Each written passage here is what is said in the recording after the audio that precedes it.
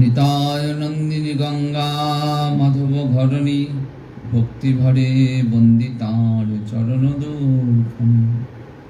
হইয়াছেন আর হবেন যত মহাপ্রভুর দাস, শিরে ধরি বন্দি চরণ দন্তে করি। নিতাই গৌর সীতানাথ প্রেমানন্দ। সমবেত ভক্তবৃন্দের চরণে আমার কোটি কোটি প্রণিপাত।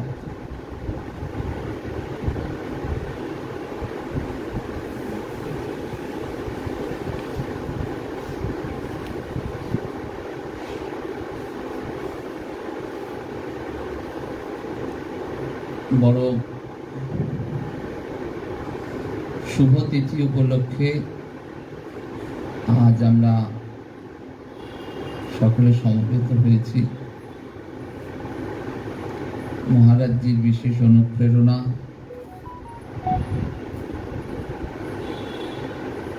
ভাই শ্রীমন্তের বিশেষ উদ্যম, সব মিলে আজকের এই সুন্দর তিথিটি আমরা আস্বাদন করবার সুযোগ পেয়েছি।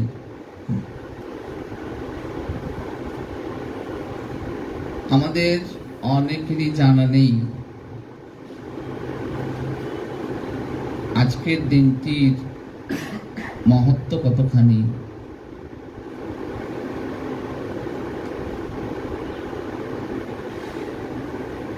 আমরা বাঙালিরা খানিকটা ইতিহাস বিমুখ,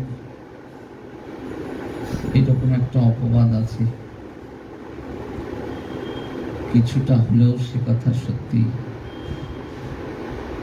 আমাদের যে প্রাচীন গৌরব, এই গৌরব আমরা বিস্মৃত হয়ে যায় মাঝে মাঝে। তাই বিশেষ বিশেষ তিথি সাড়ম্বরে উদযাপন করে আমাদের যে শক্তি, সেই শক্তিকে ভাঙিয়ে দেওয়া হয়। আমাদের যে ঘুম, সেই ঘুম ভাঙানো। আজকের দিনটি কবিরাজ গোস্বামীপাদ, কৃষ্ণদাস কবিরাজ গোস্বামীপাদ, তিনি তার চৈতন্য চরিতামৃত এই গ্রন্থখানি সম্পূর্ণ করেন। বৈষ্ণব জগতে এই দিনটি তাই চৈতন্য চরিতামৃত জয়ন্তী এই রূপে সমাদৃত, এই রূপে উদযাপিত হয়।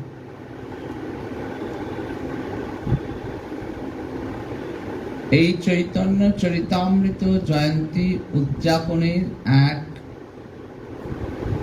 প্রেক্ষাপট আছে, একটা ইতিহাস আছে, খুব আনন্দদায়ী একটা ইতিহাস। বৈষ্ণব জগতে খুব আনন্দদায়ী।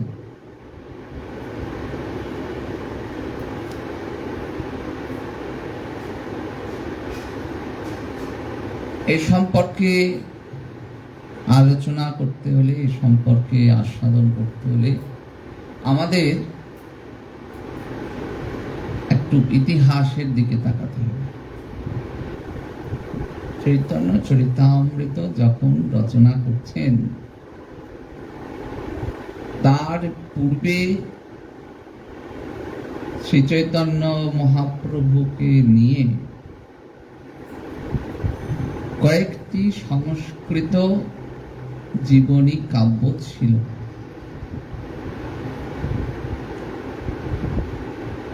নাটক ছিল।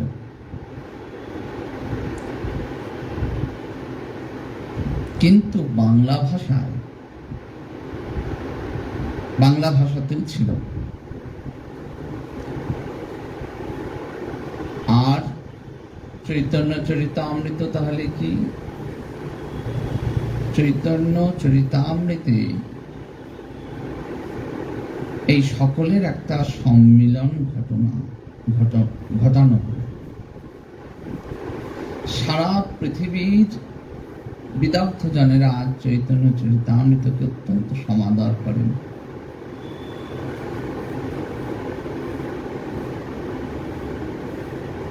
চৈতন্য চরিতামৃত যখন রচনা করছেন, সেই রচনা কাল সম্পর্কে এই চৈতন্য চরিতামৃতের যেটা শেষ অংশ, সেখানে একটি সুন্দর সংস্কৃত শ্লোক আছে। সেটি কি?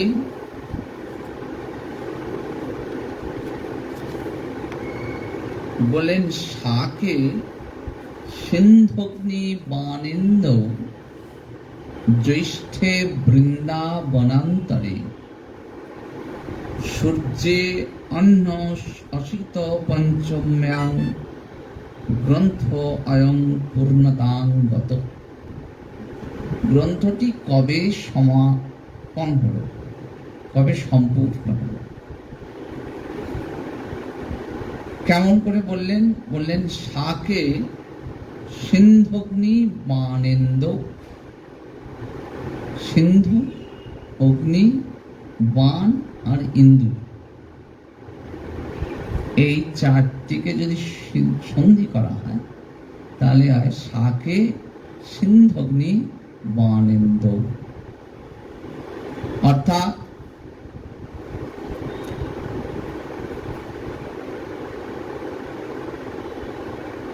আমার শ্রী গুরুদেব পাঠে যখন বলেন, তখন বলেছেন যে অঙ্কে বামাগতি, ডান দিক থেকে বাঁ দিকে যাওয়া হয়। তাহলে একদম শেষে আছে ইন্দু, সিন্ধু, অগ্নি, বান আর ইন্দু। ইন্দু মানে এক, সিন্ধু, অগ্নি, বান, পাঁচে পঞ্চবান, অগ্নি হচ্ছে 3, সিন্ধু সমুদ্র হচ্ছে 7। তাহলে সময়টা দাঁড়াচ্ছে 1537 শকাব্দ। এর সঙ্গে 78 যোগ করলে যেটা দাঁড়ায় সেটা হচ্ছে 1615 সাল। আজ 411তম চৈতন্য চরিতামৃত জয়ন্তী।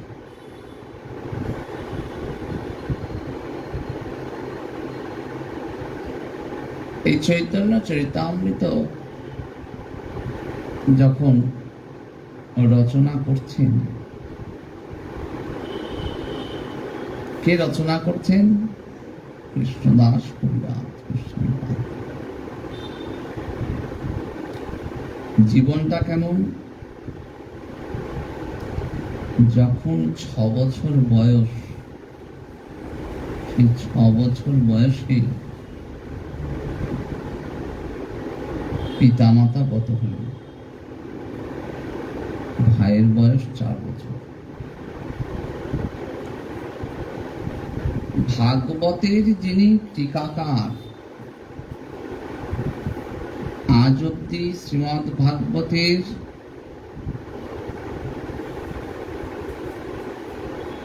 যে টিকাকে মহাপ্রভু অত্যন্ত সম্মান করেছেন, সেটি হচ্ছে শ্রীধর স্বামীপাদের টিকা।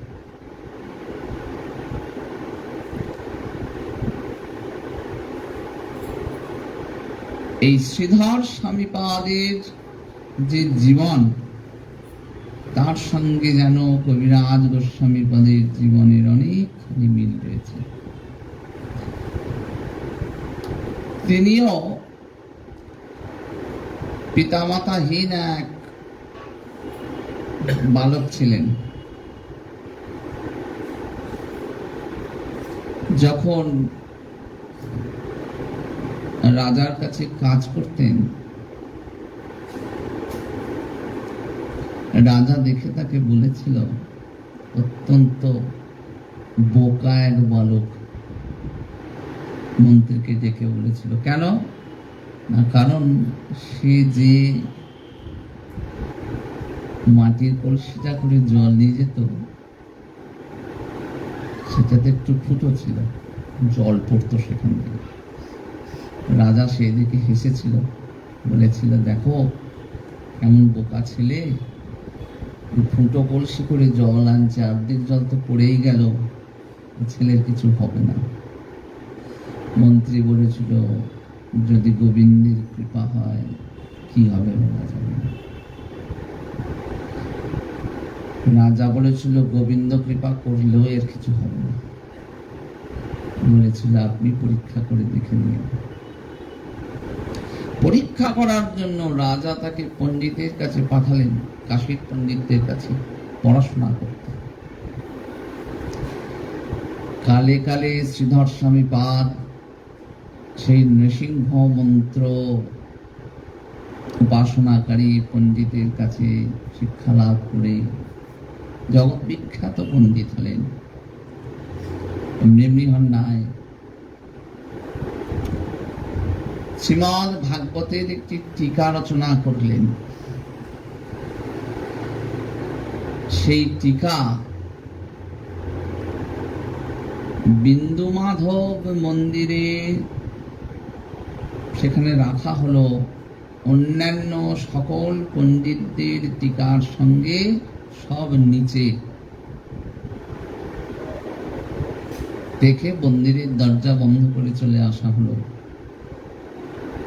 পরের দিন পুরোহিত যখন সেবার জন্য মন্দিরের দ্বার খুলেছেন, দেখলেন শ্রীধর স্বামীপাদের টিকার গ্রন্থ সর্বোপরি, বাকি সব টিকা নিচে।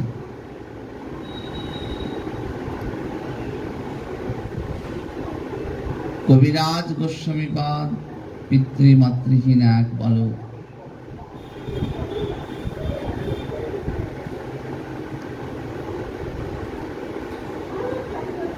সেই পিতৃমাতৃহীন বালক, মায়ের নাম সুনন্দা, পিতা ভগীরথ।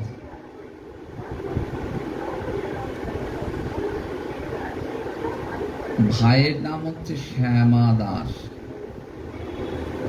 এই গ্রন্থটি কেমন করে রচিত হচ্ছে, কেমন কৃপায় রচিত হচ্ছে,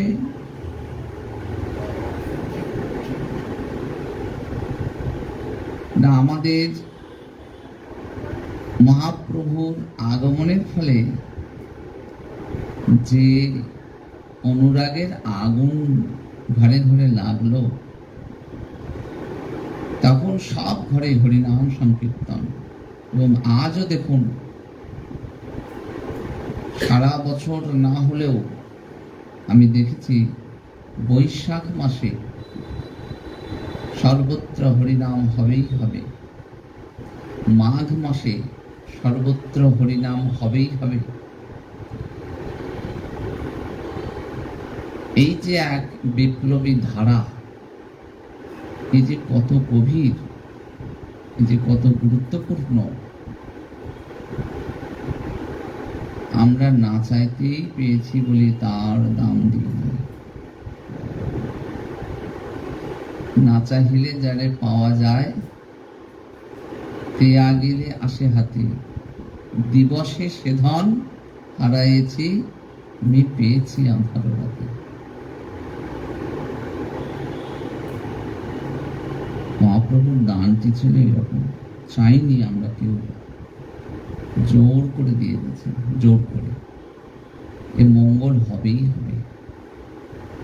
আমরা মঙ্গল বুঝি নাই, আমরা মঙ্গল চাই নাই, কৃপার দান এটি। অনর্পিত চরিং চিরাত করুণায় অবতীর্ণ করলেন, করুণায় অবতীর্ণ হয়ে দিয়ে দিলেন অনর্পিত চরিং চিরাত। কতদিন দান করা হয় না জীবকে। সেই হরিনাম সংকীর্তনের এক অনুষ্ঠান হচ্ছে। কোথায়? কৃষ্ণদাস কবিরাজের গৃহ। কৃষ্ণদাস কবিরাজের গৃহটি কোথায়? মহাপ্রভুর যেটি সন্ন্যাস ভূমি, শ্রীধাম কাটোয়া, গঙ্গার তীরে, সেখান থেকে খানিকটা দূরে ঝামটপুর বহরান বলে একটি স্থান আছে, সামান্য দূরে, খুব একটা দূরে না। শ্রীদাম কাটোয়ার পাশাপাশি বহু স্থলে এমন অনেক বৈষ্ণব তীর্থ রয়েছে, অনেক। গঙ্গার দুই পাড়ে অনেক তীর্থ রয়েছে। একটু এগিয়ে গেলে আপনারা জানেন অগ্রদ্বীপের গোপীনাথের কথা আমরা আস্বাদন করেছেন, সেটিও কাটোয়ার কাছে, কাটোয়া নবদ্বীপের মাঝামাঝি, কাটোয়া থেকে একটু বেশি কাছে, যেখানে গোপীনাথ আজও শ্রাদ্ধ করেন তার ভক্তের জন্য। এমন জীবন্ত লীলা চিন্তা করুন।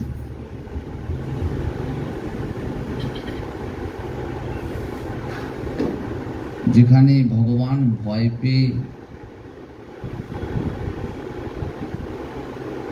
ভোগ গ্রহণ করেছিলেন,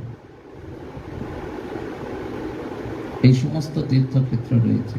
তেমনি কৃষ্ণদাস কবিরাজের এটি শ্রীপাঠ, সেটি হচ্ছে ঝামটপুর বহরান। সেখানে আজও উৎসবাদি হয়, অনুষ্ঠানাদি হয়, বহু মানুষজন যান। তা গৃহে যেমন নাম সংকীর্তন হচ্ছে, সেই নাম সংকীর্তন কালে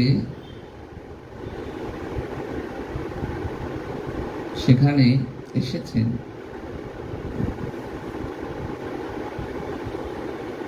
मीनकेतन रामदास। इन्हें निताय बोलते अज्ञान ছিলেন। হাতে একটি বাঁশি থাকতো, কেউ প্রণাম করলে বাঁশিটি তাকে ছুঁয়ে দিত, আর অন্তর ভেদে এক নিতাই ডাক সর্বদা মুখে।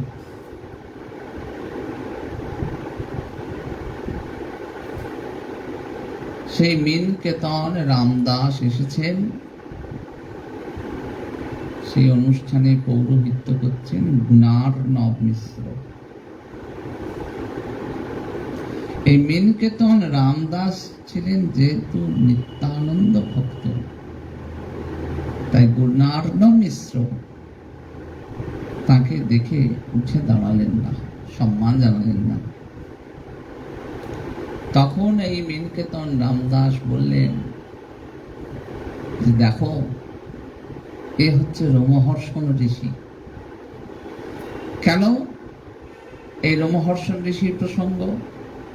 না, রোমহর্ষণ ঋষি বলরামকে দেখে উঠে দাঁড়ান নাই।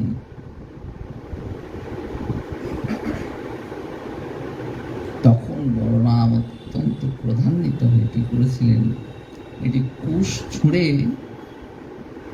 তার ধর থেকে দেহটা, মাথাটা আলাদা করে দিলেন। অন্যান্য ঋষিরা তখন হাই হাই করে উঠলেন। তখন প্রভু বলরাম বলেছিলেন, কি করবো, বাঁচিয়ে দেব? বললেন, না প্রভু, তোমার আজ্ঞা বলবৎ হবে, কিন্তু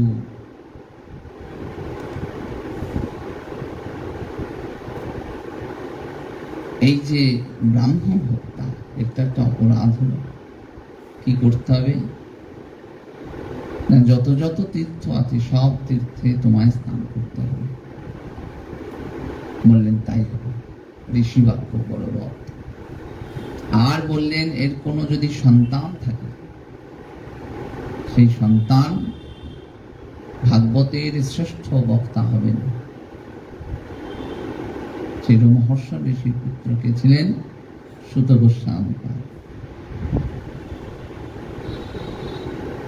আজ मीनकेतन রামদাস শ্রী বলরামের দাস, নিতাই চাঁদের দাস। তারাই দু ভাই এসেছে, ব্রজের বলরাম এবার নিতাই হয়ে এসেছে। সেই নিতাইয়ের দাস मीनकेतन রামদাস সে এসেছে, তাকে তো সম্মান জানাইনি।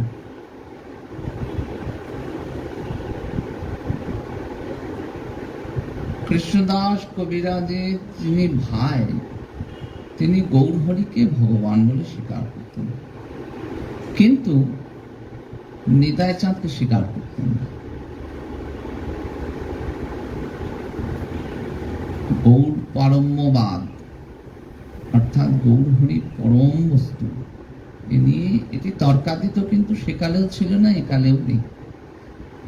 গৌরহরি পরম বস্তু কিনা, গৌরহরি পরম উপাস্য কিনা, এ নিয়ে তর্ক, বহু বিতর্ক হয়েছে, বহু সভা হয়ে গেছে। সেই গৌরহরিকে স্বীকার করলেও নিতাই চাঁদকে স্বীকার করেন না। কে? শ্যামা দাস। এই নিয়ে একটা বাদ বিবাদ, একটা বিতণ্ডা সেখানে হয়, এবং মিনকেতন রামদাস অত্যন্ত ব্যথিত হয়ে তিনি তার বাঁশিটা দুটুকরো করে অভিসম্পাত করতে করতে চলে যান।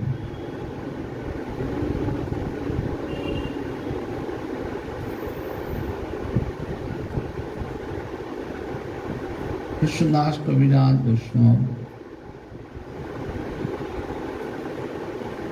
অন্তরটা অত্যন্ত ব্যথিত হয় যে আমার গৃহে এলেন, অথচ বৈষ্ণবের সমাদর হলো না, বৈষ্ণব নিন্দা হয়ে গেল। অত্যন্ত দুঃখিত হয়েছে।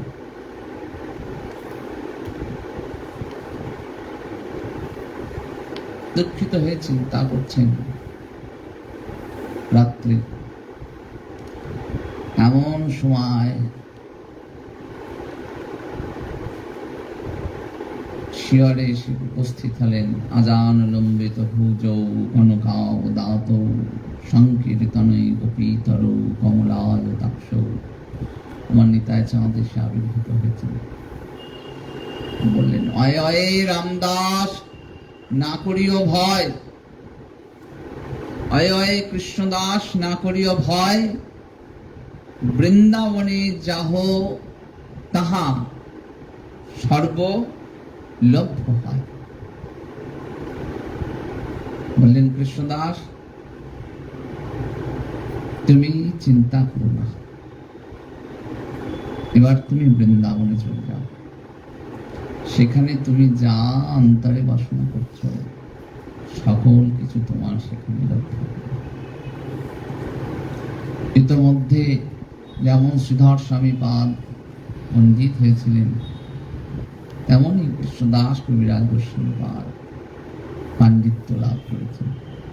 বৃন্দাবনে গেলেন। বৃন্দাবনে গিয়ে কৃষ্ণদাস কবিরাজ কিন্তু নিত্যানন্দ প্রভু বা গৌরাঙ্গ মহাপ্রভু সাক্ষাৎ পান না, তিনি কিন্তু অনেকটা পরেই এসেছে।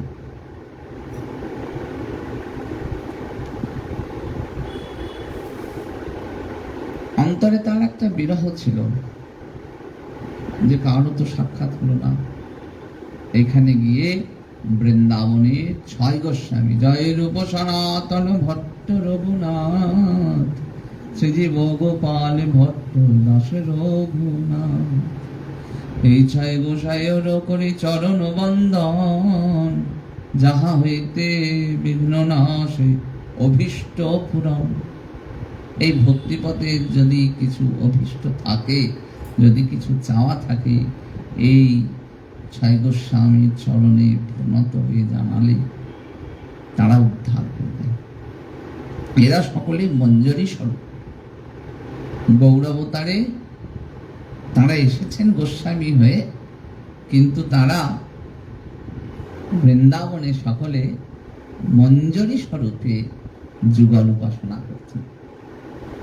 তাই তারা কৃপা করলে রাধারানী মুখ ফেরাতে পারেন না। তাই ক্রম অনুসারে এই ছয় গোস্বামীর চরণে প্রণত হলে শ্রী রাধারানীর কৃপাটি একটু তাড়াতাড়ি পাওয়া যায়। সেখানে গেলেন। সেখানে গিয়ে ছয় গোস্বামীর কাছে রইলেন, তাদের সেবা করছেন। আর কোথায় সেবা করছেন? রাধা কুণ্ডের তীরে রঘুনাথ দাস গোস্বামীকে।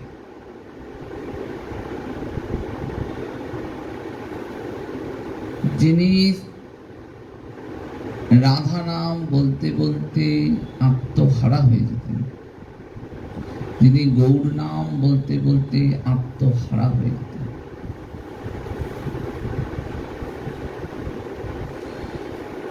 এই রঘুনাথ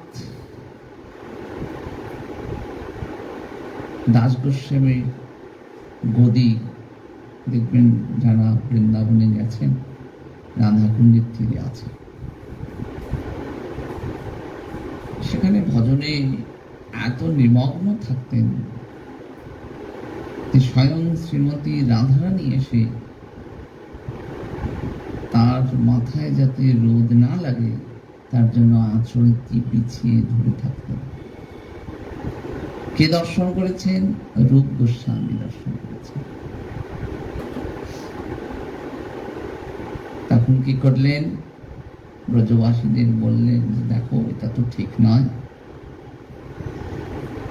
রাধারানী ভক্তের কষ্ট সহ্য করতে পারেন না, কিন্তু তাই বলে শ্রীমতী রাধারানী কষ্ট করবেন, এই বা আমরা কেমন করে সহ্য করি? সেইখানে একটি কুটির করে দিলেন। সেইখানে রঘুনাথ দাস গোস্বামীর বৈরাগ্য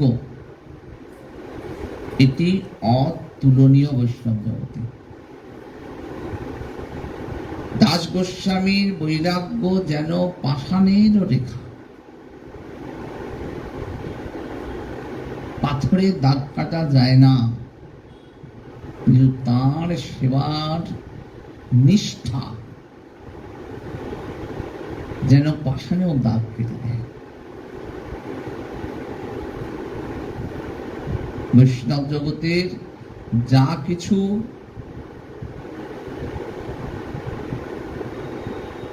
সেবার যে অনুসরণ, সেটি দাস গোস্বামীর অনুসরণে হয়। তিনি পথ তৈরি করে দিয়ে গেছেন, এই দাস গোস্বামীর সেবা করছেন। এই দাস গোস্বামীর এমন বিরহে অবস্থা, গৌর বিরহে এমন অবস্থা, তিনি ভাবছেন যে আমি আর এই দেহ রাখবো না। বিরহে কেমন অবস্থায় দেখুন, তখন আর এই শরীরটাকেও ভালো লাগে না, অস্থির হয়ে আছেন ভক্ত।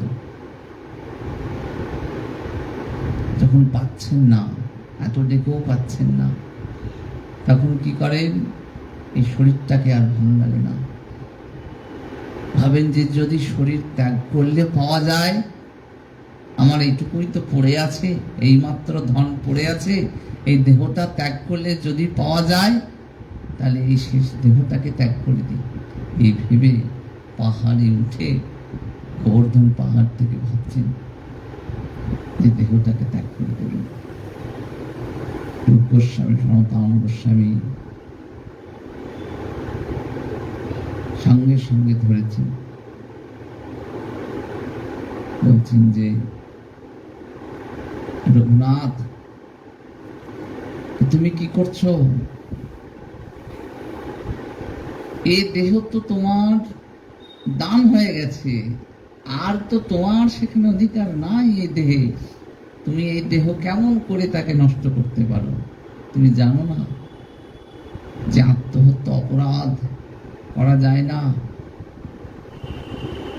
আর যদি দেহ ত্যাগ করলে রাধারানী পাওয়া যেত, আমি কোটিবার দেহ ত্যাগ করতাম রাধারানীকে পাওয়ার জন্য। দেহ ত্যাগে রাধারানীকে পাওয়া যায় না। রঘুনাথ দাস গোস্বামীকে নিয়ে এলেন,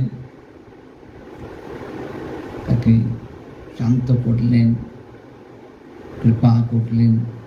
রঘুনাথ দাস গোস্বামী এমনি করে রাধাকুণ্ডের তীরে সেবা করছেন, আর কৃষ্ণদাস কবিরাজ সেই রঘুনাথ দাস গোস্বামীর সেবা করছেন।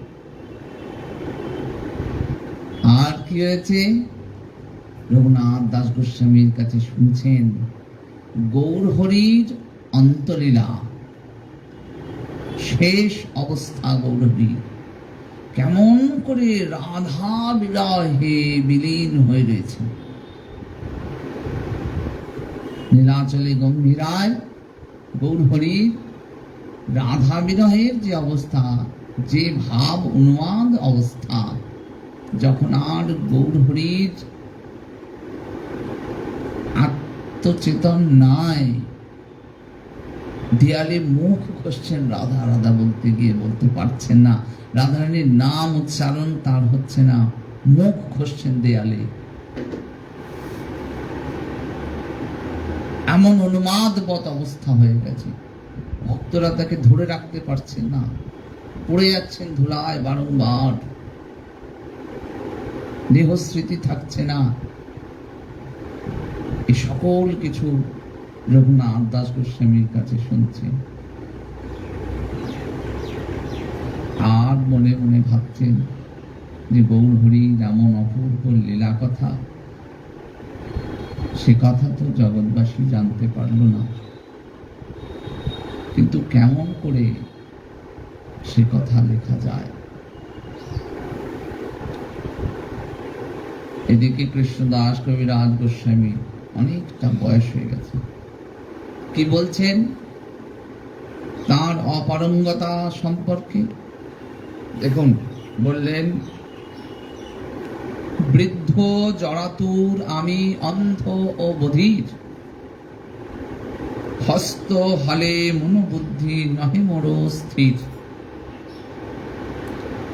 নানা রোগগ্রস্ত চলিতে বসিতে না পারি, পঞ্চরোগের পীড়ায় ব্যাকুল রাত্রি দিন মরি।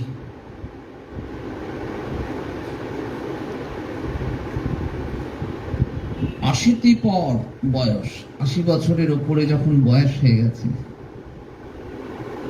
বৃন্দাবনে গোবিন্দ মন্দিরে কি পাঠ হয়? চৈতন্য মঙ্গল পাঠ হচ্ছে। কে রচনা করেছিলেন? বৃন্দাবন দাস ঠাকুর।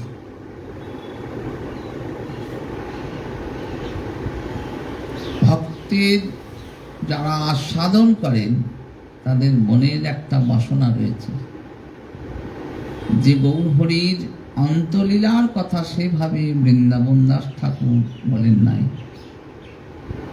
কিন্তু আমরা জানবো কেমন করে? কে আমাদের জানাবে সে কথা?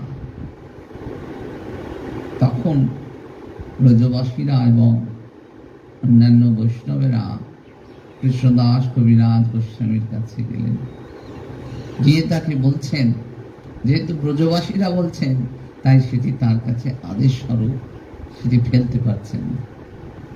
তাই কি বললেন? যে ব্রজবাসীর আদেশ ফেলা যাবে না, কিন্তু ভাবছেন এই তো অবস্থা, তার পক্ষে সম্ভব না। তিনি এই মনের সংশয় নিয়ে কোথায় গেলেন? মদন গোপালের মন্দির যমুনার তীরে। সেখানে গিয়ে মদন গোপালের কাছে প্রার্থনা করছেন। বৈষ্ণবীয় দীনতা দেখুন, বললেন আর লিখতে বসে পড়লাম এটি নয়, গেলেন আদেশ নিতে। যখন প্রণাম করে উঠছেন, মদন গোপালের গলা থেকে মালাটি খসে পড়েছে। সেখানে গোস্বামী যিনি ছিলেন তিনি তার গলায় মালাটি পরিয়ে দিয়ে বললেন, এই নাও মদন গোপালের আদেশ এবং তুমি রচনা করো। এই আদেশ নিয়ে কৃষ্ণদাস কবিরাজ রচনা শুরু করলেন। দীর্ঘ 7 বছরের বেশি সময় ধরে এই চৈতন্য চরিতামৃত গ্রন্থ রচনা করছেন। 7 বছরের বেশি।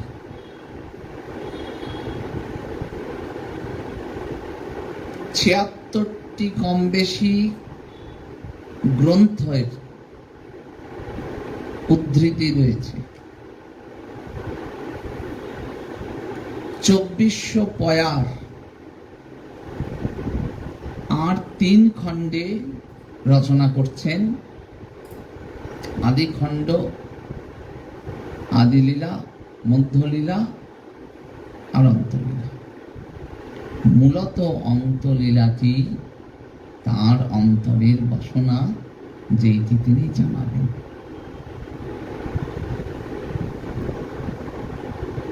কৃষ্ণদাস কবিরাজকে কেন ব্রজবাসীরা স্থির করলেন, তার কাছে গেলেন রচনার জন্য?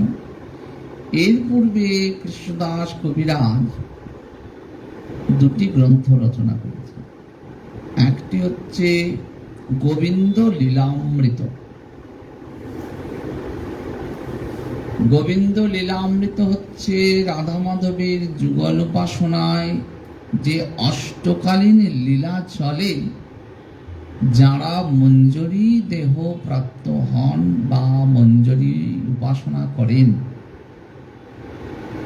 তারা এই অষ্টকালীন নিশান্ত থেকে মধ্যরাত্রি পর্যন্ত, রাত্রির শেষ হওয়া থেকে মাঝরাত্রি অবধি সমস্ত লীলাকে স্মরণ করে করে করে করে করে তারা অর্চনা করেন।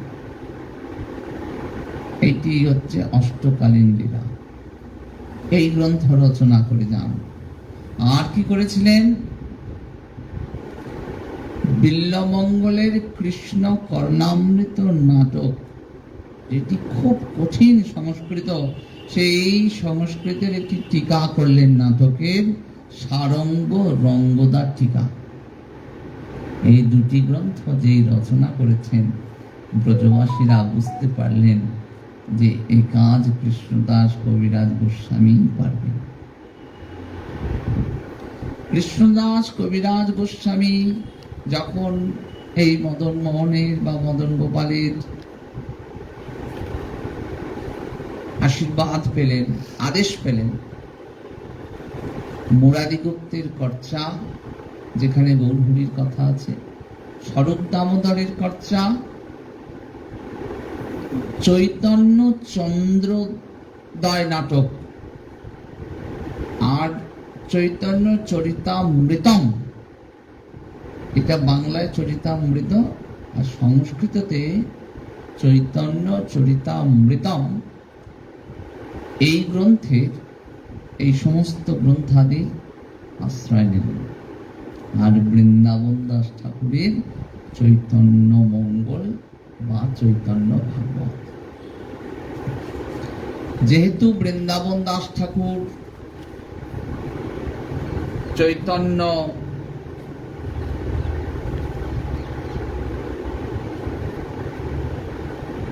ভাগবত রচনা করেছেন, ওখানে সেখানে গৌরহরির কথা লিখেছেন, তাই কৃষ্ণদাস কবিরাজ কিন্তু তার চৈতন্য চরিতামৃত রচনার সময় কোথাও বললেন না যে তার গ্রন্থ অধিক বিস্তৃত। তিনি বৈষ্ণবীয় পরম্পরায় নিজের সম্পর্কে কি বললেন দেখুন। বললেন, আমি অতি ক্ষুদ্রজীব পক্ষী রাঙাটুনি, যে জয়ছে তৃষ্ণায় পিয়ে সমুদ্রের পানি। বললেন, আমার রচনা করার সামর্থ্য নাই, আমি একটা টুনি পাখির মতো অতি ক্ষুদ্র জীব, আর আমার স্বাদ হয়েছে সমুদ্রের জল পান করার, আমি তাই করতে গেছি। নিত্যানন্দ কৃপা মাত্র বৃন্দাবন দাস, চৈতন্য লীলার গৃহ হয় আদি ব্যাস। বললেন, যিনি চৈতন্য লীলা রচনা করলেন, তিনি নিত্যানন্দ কৃপায় কণায়, তিনি হচ্ছেন চৈতন্য লীলার আদি ব্যাস। বৃন্দাবন দাস ঠাকুরকে আদি ব্যাস দেব বলে সম্মান জানালেন। তার আগে যদ্যপি সব লীলার ভান্ডার, তথাপি অল্প বর্ণিয়া ছাড়িলেন আর। তিনি সমস্ত লীলাটুকুই জানেন, কিন্তু তার এইটি ইচ্ছা যে তিনি সংক্ষেপে বলবেন, তাই সবটুকু বললেন না। কেন না, চৈতন্য লীলার কথা সম্পূর্ণ বলবার মতো সামর্থ্য জগতের জীবের হয় নাই। কেমন দীনতা, কত আদর, কত সম্মান করে জানাচ্ছেন।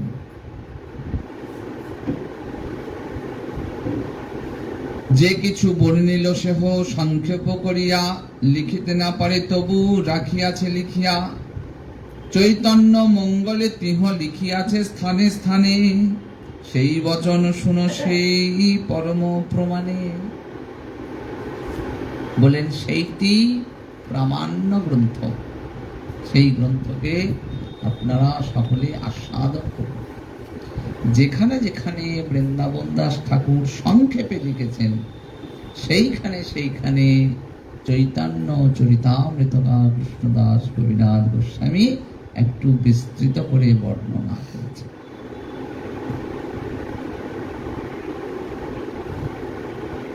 তিনি তার গ্রন্থ সম্পর্কে কি বললেন? শ্রীয়তাং শ্রীয়তাং নিত্যং জ্ঞাতাং জ্ঞাতাং মুদা চিন্ততাং চিন্ততাং ভক্তাশ্চৈতন্য চরিতামৃতম। বললেন শ্রীয়তাং শ্রীয়তাং নিত্যং, চৈতন্য চরিতামৃত, চৈতন্য গুণগান নিত্য শ্রবণ করুন। শ্রীয়তাং শ্রীয়তাং নিত্যং, নিত্য শ্রবণ করুন। জ্ঞাতাং জ্ঞাতাং মুদা, মুদা অর্থাৎ আনন্দ, খুব আনন্দ করে চৈতন্য চরিতামৃত পাঠ করুন, গান করুন। চিন্ততাং চিন্ততাং ভক্তাস চৈতন্য চরিতামৃতম, ভক্তগণ এই চৈতন্য চরিতামৃত চিন্তন করুন। নিত্যানন্দ সহিত গৌরাঙ্গ জয় জয়, শুনিলে চৈতন্য কথা ভক্তি লভ্য হয়। অন্তরে যে ভক্তি জন্মালে গোবিন্দ বশীভূত হন, যদি সেই ভক্তি পেতে হয় তাহলে নিতাই গৌর আগে ভজন হবে। নিতাই গৌরের, নিতাই কৃপা করে রঘুনাথ দাস গোস্বামীকে কৃপা করলেন। আজও হয় দণ্ড মহোৎসব। নিতাইয়ের কৃপা না পেয়ে গৌরহরি কৃপা পেতে চেয়েছিলেন, গৌরহরি কৃপা করেন নাই, বারবার ফিরিয়ে দিয়েছেন। ক্রমটা বুঝতে হবে। ভক্তিপথে যারা সাধন ভজন করেছেন তাদেরকে এড়িয়ে গিয়ে আমি খুব একটা সাধন ভজন করছি, এতে ফললাভ হয়তো হয়, কিন্তু সে কথা জানা নেই।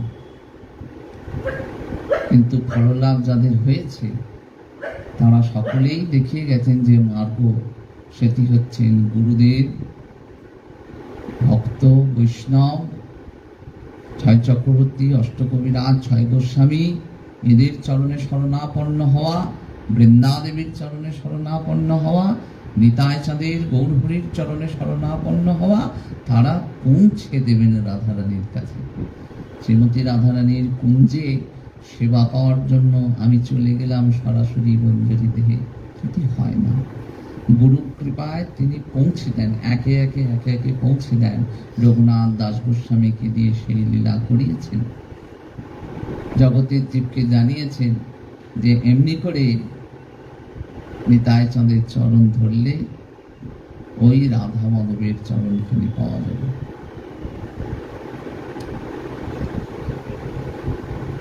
সকল অশুভ নাশ হয়। অশুভ অর্থাৎ আমার ভজন পথে যা বিঘ্ন, আমার চিন্তনের পথে যা বিঘ্ন, আমার গৌর গোবিন্দ স্মরণের পথে যা বিঘ্ন পথে, তাই অশুভ। ভক্তের আর অশুভ বলে অন্য কিছু নেই। ভক্তের অন্য কিছুকে অশুভ মনে করে না। যদি স্মরণ না হয় সেটি ভক্তের কাছে অশুভ বিষয়। চৈতন্য চরিতামৃত যেন অমৃত সিন্ধু, কর্ণ মন তৃপ্ত করে যার এক বিন্দু। এই চৈতন্য চরিতামৃত পান করলে, কর্ণ দ্বারা পান করা হয়, আর মনের কি হয়? মনকে তৃপ্ত করে সামান্য শ্রবণে। সেই চৈতন্য চরিতামৃতের জয় হোক। আমাদের যেন তাঁরা কৃপা করেন, আমাদের এই শক্তি সামর্থ্য আসুক, যেন পাঠ করার ইচ্ছা জাগ্রত হয়। চৈতন্য চরিতামৃত একটি দার্শনিক গ্রন্থ, বৈষ্ণবীয় সকল সিদ্ধান্ত এখানে রয়েছে। সকল সিদ্ধান্ত, গৌরহরি সম্পর্কে যা কিছু সিদ্ধান্ত চলছে রা বিশ্লেষণ করেছেন। এক এক সংস্কৃত গ্রন্থ থেকে তিনি সিদ্ধান্ত আহরণ করেছেন। কঠিন কর্ম, এই ভাবা যায় না। শ্রদ্ধেয় অসিত কুমার বন্দ্যোপাধ্যায় তিনি বলেছিলেন, সারা পৃথিবীতে যদি 10খানা বই বেছে বলতে বলা হয়, তার মধ্যে একটি গ্রন্থ হবে চৈতন্য চরিতামৃত। সেটা পাণ্ডিত্যের বিচারেই হোক আর রসের বিচারেই হোক। তাই আমরা অত্যন্ত ধনী যে আমরা এমন গ্রন্থ উপহার স্বরূপ পেয়েছি। বৈষ্ণব জগতে এমন একখানি গ্রন্থ আমরা পেয়েছি যার রসময় আস্বাদন সমস্ত সম্প্রদায় নির্বিশেষে গ্রহণ করেছে। সেই চৈতন্য চরিতামৃতের জয় হোক, কৃষ্ণদাস কবিরাজ গোস্বামী পদের জয় হোক। তাঁদের জয়ে আমাদের এই মানব জীবন জয়ী হোক, ধন্য হোক। নিতাই গৌর সীতানাথ প্রেমানন্দে একবার হরি হরি বল নিতাই। মহারাজজি, আপনি আরতিটা করুন, আর আমরা একটু চৈতন্য চরিতামৃতের একটি কীর্তন, সেই আরতি কীর্তন আমি রচনা করেছিলাম, সেটি একটু আজ নিবেদন করি, আর আপনি আরতি করুন। আপনার আরতির সঙ্গে সঙ্গে আমরা সবাই একটু আনন্দ পাই।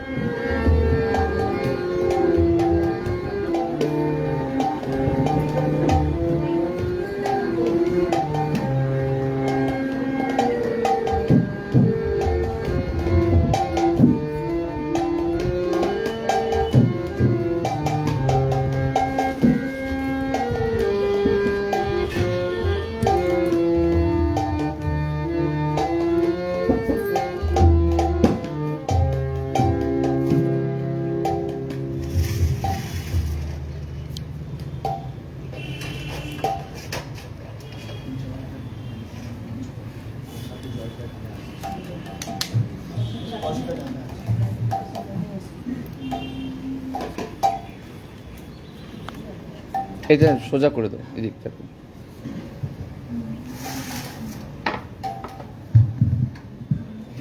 হ্যাঁ, এদিক করে দাও।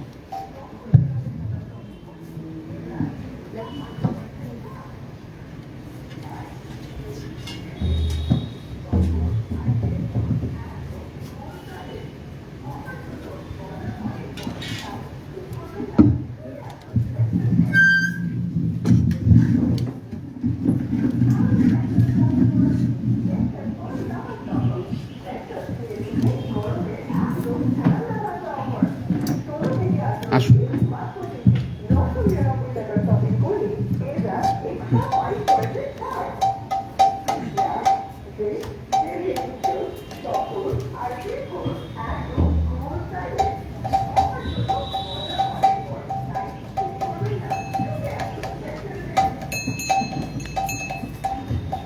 শ্রী শ্রী চৈতন্য চরিতামৃত,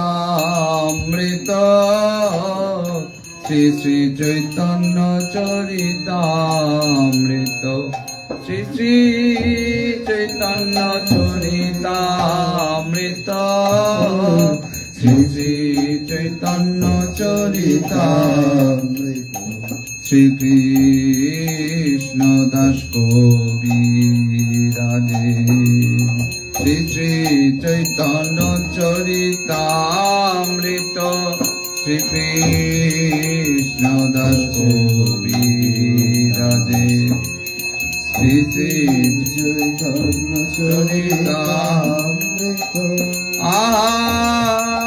আমাদের কি সৌভাগ্য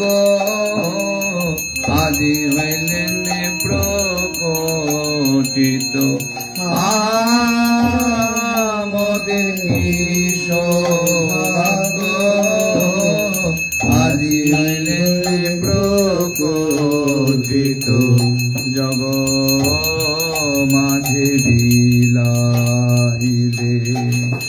শ্রী গৌর কথামৃত জগ মাঝে বিলাইলে শ্রী গৌর কথামৃত